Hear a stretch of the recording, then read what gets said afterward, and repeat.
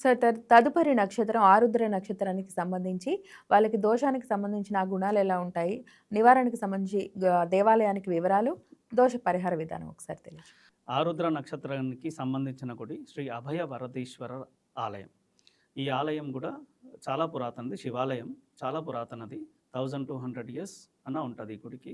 చాలా బీడుబడిపోయి ఉంటది ఇప్పటికి ప్రస్తుతానికి ఆ గుడి. కానీ ఈ జన్మ నక్షత్రానికి సంబంధించింది. For example any kind of protection మనకు డెత్ థ్రెట్స్ ఉంటాయి, యాక్సిడెంటల్ ప్రాబ్లమ్స్ ఉంటాయి.